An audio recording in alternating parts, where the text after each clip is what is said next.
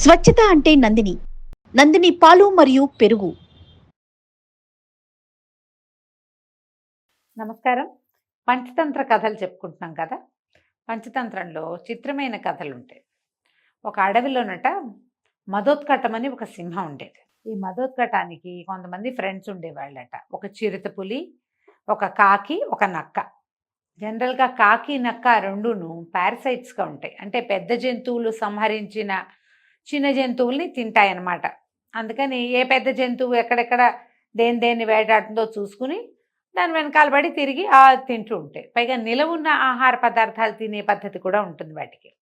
చిరుతపులి అలాంటిది కాదు కానీ దానికి ఈ సింహంతోటి ఒక స్నేహం కుదిరింది. అందుకని ఈ పులి, సింహము, తర్వాత కాకి, నక్క 4 కలిసి తిరుగుతుండేవి. ఒకనాడు అడవిలోనట ఊరు నుంచి తప్పించుకొచ్చిన ఒక ఒంటె వీళ్ళకి కనపడింది. ఇదేదో వింతగా ఉంది. ఒంటెలు తమాషాగా ఉంటాయి కదా! క్యామెల్ ఎలా ఉంటుంది, శరీరం కింద ఏదో లావుగా ఉన్నట్టు ఇంత పొడుగు పొడుగు కాళ్ళు, తర్వాత ఇంత పొడగాటిగా పొడవుగా ఉన్నటువంటి మెడ, దాని కళ్ళు, మొహం వింతగా ఉంటాయి.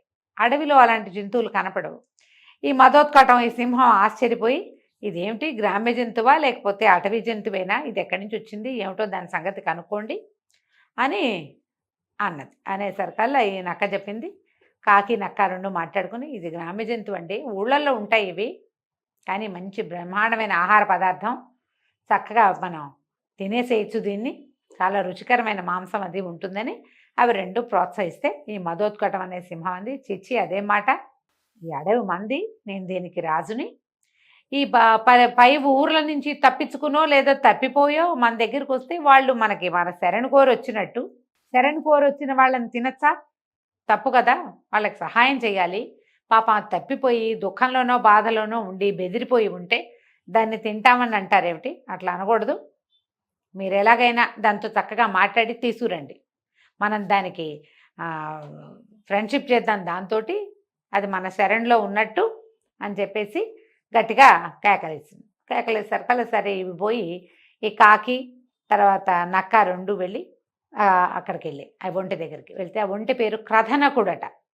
ఈ క్రధనకుడు అనే ఒంటె వీళ్ళని చూడంగానే భయపడిపోయింది. కానీ కాకి కావు కావుమని మంచిగా కబుర్లు చెప్పి, ఈ నక్క కొంచెం మంచి మాట్లాడి, రాజుగారు చాలా మంచివాడు, నీకేం భయం లేదు, నువ్వు ఎలాగో తప్పిపోయినట్టున్నావు, ఎలా వచ్చావంటే, అదే మా గుంపంతా వచ్చింది, ఎక్కడో వాళ్ళు నేను నిద్రపోతుండగా మా వాళ్ళంతా లేచి వెళ్ళిపోయారు, నేను ఒంటరిగా ఉండిపోయాను, గుంపు సమూహంతో వచ్చారు లోపలికి, నేనేమో ఇట్లా పక్కకు వచ్చేసాను పొరపాటున, ఎట్లా వెళ్ళాలో తెలియలేదు, భయంగా ఉన్నానంటే, ఏం పర్వాలా, రాజుగారు చాలా మంచివాడు, రా అని ఈ ఒంటెని క్రధనకుడిని బాగా బుజ్జగించి రాజైన మదోత్కటుడు సింహం దగ్గరికి తీసుకుపోయారు.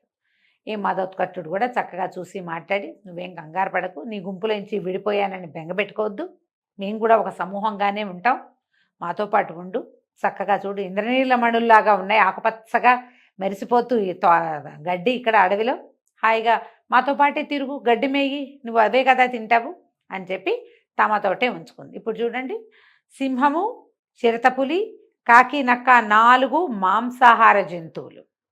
కానీ ఈ క్యామెల్, క్రధనకుడు అనే ఒంటె శాకాహార జంతువు. అంటే వాళ్ళేమో వెజిటేరియన్స్, నాన్ వెజిటేరియన్స్, ఇదొక్కటి వెజిటేరియను, కానీ వీళ్ళతో కలిసే తిరిగేది.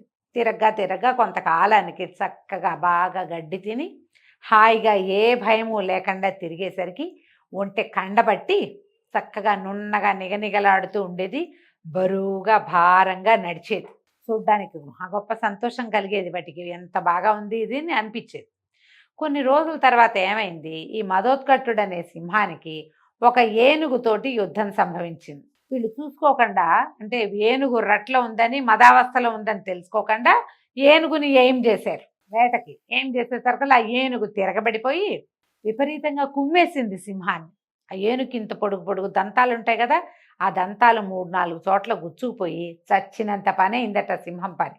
దానివల్ల కాల పాపం దెబ్బలతోటి సరే ఎటాగొట్టా తన డెన్ను చేరుకుంది, ఆ గుహలోకి వచ్చేసింది. ఇక 3 స్నేహితులు కూడా దగ్గర కూర్చున్నారు. సింహం మెల్లిగా ఎటాగొట్ట మూలుగుతూ మెల్లిగా గాయాలు తగ్గించుకునే ప్రక్రియలో పడింది. కానీ ఇప్పుడు ఏమైంది, జనరల్గా వీళ్లలో సింహమేమో వేటాడుతుంది, చిరుతపులి దానికి సహాయం చేస్తుంది. కాకి నక్క ఆనుపాను చెప్తాయి, మిగిలింది తింటాయి తప్పితే వేటకి పనికిరావు. ఆ చిరుతపులి సింహం వెనకాల ఉండి ఉండి దానికి దూకటమే వచ్చు కానీ పెద్దగా వేటగా వ్యవహారం దానికి రాదు. సింహం వేటాడగలిగేదేమో సింహం ఒకటే, అదేమో మూల పడుకుంది, దానికన్నీ దెబ్బలు తగిలినాయి, ఓపిక లేదు. ఆహారం మంచిది పడితేనే, ప్రోటీన్ ఫుడ్ తీసుకుంటేనే కదా గాయాలు మానేది. ప్రోటీన్ లేదు, ఏం చేయాలో తెలీదు. 2 రోజులు 3 రోజులు గడిచేసరికి ఆకలేసేస్తున్నాయి. సింహానికి ఆకలిస్తుంది, నీరసంగా ఉంది, ఒంటి తాళపక్కల నుంచి నెత్తురు పోయింది, నిస్త్రాన్ని వచ్చేలాగా ఉంది.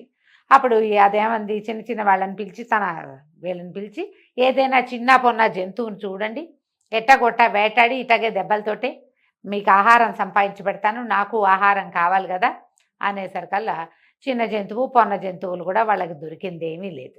నక్కంది, ఎక్కడికో పోవటం ఎందుకండి, ఈ క్రధనకుడు ఉన్నాడు కదా, వీడు బ్రహ్మాండమైన ఫుడ్, వాడిని కొట్టేయండి తినేద్దాం అన్నది. అనగానే రాజు మీ మధోత్కతుడు తెగ తిట్టిపోసాడు.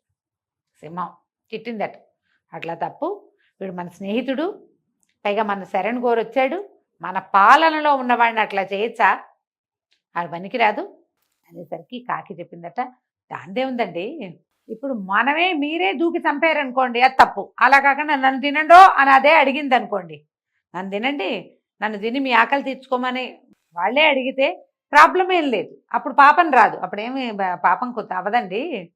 వాళ్ళంతటి వాళ్ళు మన దగ్గరికి ఆహారం అవటానికి సిద్ధంగా ఉన్నప్పుడు మనకేం ప్రాబ్లం ఉండదు అనేసరికి సింహం కూడా అప్పటికే 5-6 రోజుల నుంచి ఆహారం లేదు, దెబ్బలు చలిపేస్తున్నాయి, ఆకలి ప్రాణం పోయేలాగా ఉంది, పైగా తన్ని ఆశ్రయించుకుని ఉన్న వాళ్ళకి తిండి సంపాదించి పెట్టలేదని ఒక చిన్నతనంగా ఉంది, సరే తనే ఆహారంగా అవుతానంటే చూద్దాంలే అందుకు. వీళ్ళు ఏం చేశారు, ప్లాన్డ్గా ముగ్గురు కలిసి ఆ క్రధనకుడిని కూడా తీసుకుని వచ్చి సింహం ఎదురుగుండా కూర్చుని కళ్ళనీళ్ళు గారుస్తుంటే ఈ కథనకుడు కూడా దుఃఖం వచ్చింది, అయ్యో మన రాజుగారు ఇలా అయిపోయాడని అది కూడా మెల్లిగా కళ్ళనీళ్ళు గారుస్తుంది. అందరూ ఏడుస్తుంటే, ఫ్రెండ్స్ అంతా ఏడుస్తుంటే మిగిలిన వాళ్ళకు కూడా ఏడుపు వస్తుంటుంది చూడండి, 4 కూర్చుని ఏడిస్తే 5వ వాళ్ళకి ఆటోమేటిక్గా కళ్ళనీళ్ళు వస్తాయి.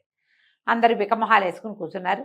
కాకంది, అయ్యో మన పని ఇలా అయింది, చాలా కాలంగా ప్రభువుని నమ్మి సేవిస్తున్నాము, ప్రభు ఇంత దెబ్బ తగిలి పడి ఉన్నాడు, ఈయనకు ఆహారం లేదు, ఆహారం ఉంటే కానీ మిగిలిన వాళ్ళని ఆయన పోషించలేడు అని, ఓ ప్రభు నేను మీ బాధ చూడలేకపోతున్నాను, మీ సేవకుణ్ణి, మీ సేవలోనే నా జీవితం అంతా అయిపోవాలి, అలాగే కోరుకుంటున్నాను, దయచేసి నన్ను తినేయండి, మీరు నన్ను తినేశారంటే మీ ఆకలి కొంతైనా తీరుతుంది, నాకు కూడా మీ రుణం తీరుతుంది, ఎన్నాళ్ళ నుంచో నాకు తిండి పెడుతున్నారు మీరు అని వలవల ఏడ్చిందట.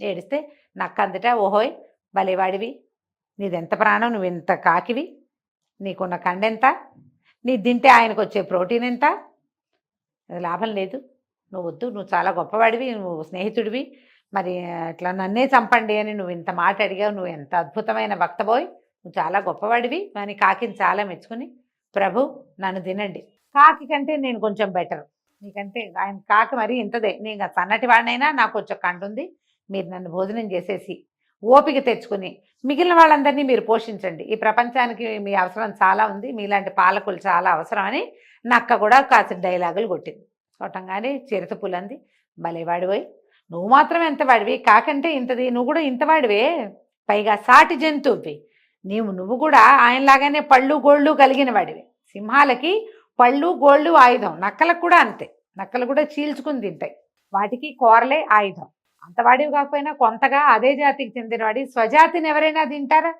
ఎవరు తినరు, స్వజాతిని తినరు, నువ్వు కంగారు పడకాగు అని చెప్పి, ప్రభు వాడిని కాదు, నక్కంటే ఇంతవాడు, చిరుతపులంటే ఇంత బారు ఉంటుంది, నేను చూడండి ఎంత కండో, మీరు వేటాడిన జంతువుల్ని తినే నాకు ఈ బలం వచ్చింది, మీరు నిస్సందేహంగా నన్ను వధించి తినేయండి. ఇప్పుడు లైన్గా వస్తున్నాయి చూడండి, కాకి చెప్పింది, కాకేమో కాకిని నక్క వారించి నక్క చెప్పింది, నక్కని వారించి పులి చెప్పింది, పులి పక్కన కూర్చున్నది ఒంటె ఏమనుకుంది, ఓహో మన రాజుగారు ఎంత గొప్పవాడు, వీళ్ళందరినీ ఎవరిని తినమన్నా ఎవరిని తింటలేదు, వీళ్ళందరూ అన్నారు కదా నేను కూడా అనాలి, లేకపోతే బాగుండదు, బంతిలో బాలపక్షం బాగుండదు, నన్ను కూడా తిండు ఆయనేమి, కానీ ఆఫర్ చేసిన మాట ఉంటుంది కదా మంచి మాట, మనం మర్యాదగా మాట్లాడినట్టు ఉంటుందని ఏమన్నది ఈ క్రధనకుడు అనే ఒంటె, అదేమిటోయ్ చిరుతపులి నిన్ను మాత్రం ఎట్లా తింటాడు, నువ్వు సాటివాడివే, సింహం కంటే ఒక్క రవ్వ తక్కువే కానీ చిరుతపులి చాలా తక్కువ కాదు, నేనే ఉంది గడ్డి కాదని తినేవాడిని, నా వల్ల ప్రపంచానికి వచ్చిన ఉపయోగం ఏం లేదు, నువ్వు కనుక ఉంటే రేపొద్దున ప్రభువుకి కావాలంటే ఏ సైన్యాధ్యక్షుడుగానో ఉంటావు, నన్ను తినండి ప్రభు అన్నది. అనేసరికల్లా ఇంకేముంది, ఒకే ఒక్కసారి చిరుతపులి నక్క చెరో పక్క నుంచి పడి ఈ ఒంటని చీల్చేసింది. ఆ ఒంటి తను ఏమన్నాను వీళ్ళు ఏం చేస్తున్నారు దానికి అర్థమయ్యే లోపలే దాని పొట్ట మెడ చెరో పక్క నుంచి కొరకబడి 3 ముక్కలు చేయబడ్డాయి. హాయిగా సింహం కూడా లేచొచ్చి, క్రధనకుడు నా మీద ప్రేమతోటి తన శరీరాన్ని నాకు ఇచ్చాడు, నన్ను బాగా తిని ఆరోగ్యంగా ఉండమన్నాడు అని చెప్పి కళ్ళ నీళ్ళు తుడుచుకుని, ఇవి ఆనంద బాష్పాలు అనుకోండి అన్నట్టుగా వచ్చి చక్కగా ఈ ఒంటె మాంసాన్ని కడుపారా భుజించేసింది. కాకి నక్క కడుపు నిండా తిండి తిన్నాయి, కొంత పదార్థాన్ని తీసుకెళ్ళి దాచిపెట్టుకున్నాయి. హాయిగా 5-6 రోజులు వారం రోజులకు సరిపడా ఆహారాన్ని ఒంటె శరీరం నుంచే అవి సంపాదించేసినాయి. తెలివితేటలు చూడండి, క్షుద్రమైన తెలివి. ఆ పాయింట్కి వాడి చేత తనంతట తనే ఆ మాట అనేలాగా చేసి, నువ్వే అన్నావు మా తప్పేం లేదు అని ప్రూవ్ చేస్తున్నట్టుగా ఈ పని చేసేసినాయి. అందుకని వేరే జాతి గుంపుతోటి, వేరే రకపు ఆలోచనలు ఆహారపు విధానాలు ఉన్న వాళ్ళతోటి కలిసి ఉండకూడదని పాతకాలపు పద్ధతి అండి. ఇప్పుడు ఆహార విధానాలు అవి లేవు, ఆలోచన విధానం గురించి మనం ఆలోచించాలి. క్రికెట్గా ఉండే గ్రూప్ తోటి సాత్వికుడైన వాడు కలిసి ఉంటే కొన్నాళ్లే బాగుంటుంది, ఎక్కువ కాలం బాగుండదు. అది ఎప్పుడో ఒకప్పుడు సాత్వికుడు మెడ మీదకి కత్తి రానే వస్తుంది. ఈ విషయాన్ని ఈ సులభమైన ఈ పంచతంత్ర కథ ద్వారా విష్ణు శర్మ గారు రాజుగారు అబ్బాయిలకి చెప్పారు. దీని నుంచి మనం ఎంత నీతినైనా నేర్చుకోవచ్చండి. మోసం చేసే మనస్తత్వం ఉన్నవాళ్ళు, ఈ తర్వాత బ్యాడ్ హ్యాబిట్స్కి లోనయ్యే వాళ్ళు, ఇతరుల సొమ్ముకి ఆశపడేవాళ్ళు, ఇలాంటి వాళ్ళతోటి ఈ రకమైన ఆసక్తి లేని వాళ్ళు కలిసి ఉండకూడదు. ఉంటే వాళ్ళతో పాటు వీళ్ళు కూడా చిక్కుల్లో పడతారు, వాళ్ళ వల్ల వీళ్ళు సమస్యల్లో ఇరుక్కుంటారు. కాబట్టి జాగ్రత్తగా ఉండాలని చెప్పడం కోసమే ఈ కథ చెప్పబడింది. కథ కంచికి మనం ఇంటికి.